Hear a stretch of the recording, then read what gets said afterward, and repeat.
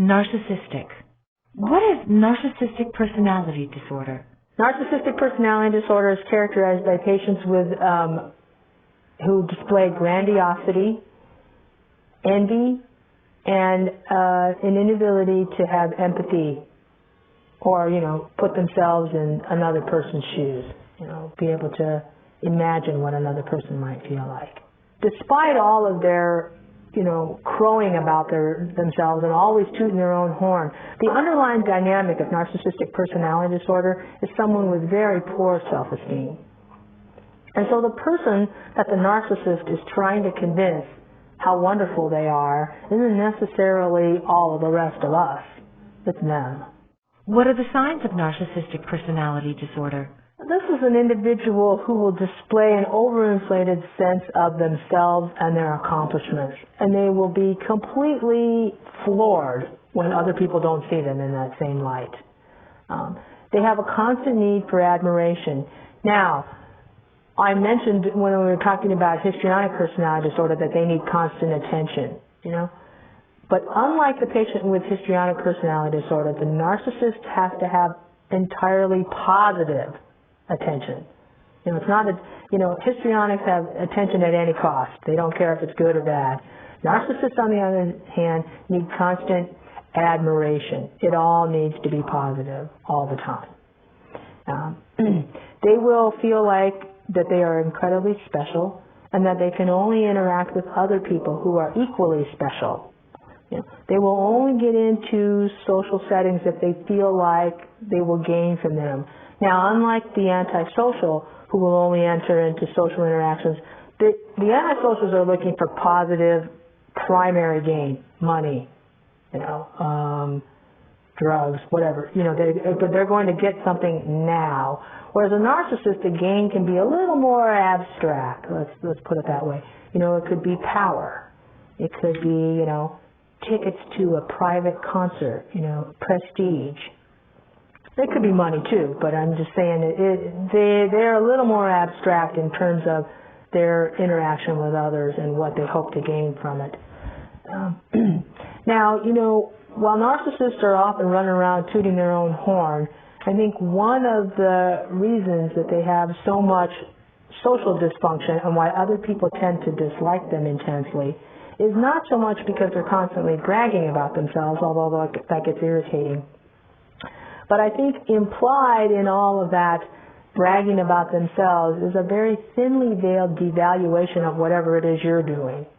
So it's not only, I'm so great, but there is implied in all of their, and you're not, which tends to upset people and make you not very popular, The other thing is that like the borderlines, they will also devalue people, but the dynamic is a little different. What happens is envy is an incredible part of any narcissist's experience. So anyone who possesses or possesses materially or psychologically, if you have something a narcissist doesn't have, they will become envious. Now, you're not going to hear them say, oh, I'm so jealous of you. What you'll actually see, the manifestation of that envy will be a devaluation. Oh, well, that's because she's a brown noser. That's why she got that promotion, So anytime they feel the envy coming up, they will immediately have to devalue it. What are the causes of narcissistic personality disorder? Like borderline personality disorder, there's been a lot written about narcissism and the developmental deficiencies. In other words, parenting flaws or problems. Narcissism is a normal part of childhood development. So each one of us starts out, with a healthy sort of narcissism, that grandiosity, that small children often have. And one way of looking at it is almost as if you have this narcissism that's considered a normal developmental phase. And over time, as you get older, and the reality of the world sets in, and you realize that, you're not the most special person in the world, and you can't leap tall buildings with a single bound or whatever.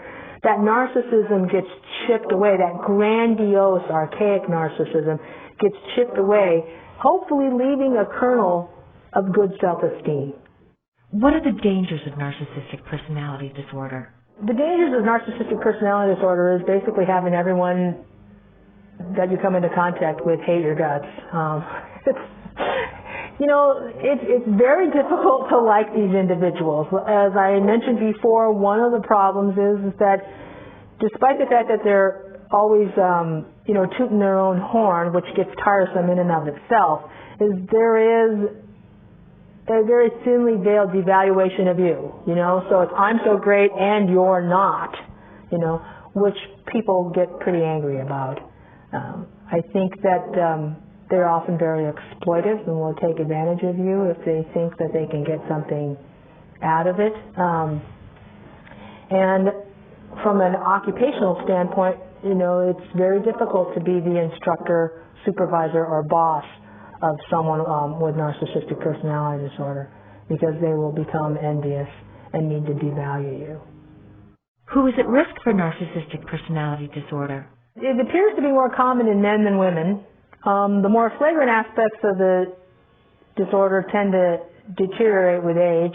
Age is accompanied by a series of narcissistic hits, So I think aging is very difficult for the patient with narcissistic personality disorder.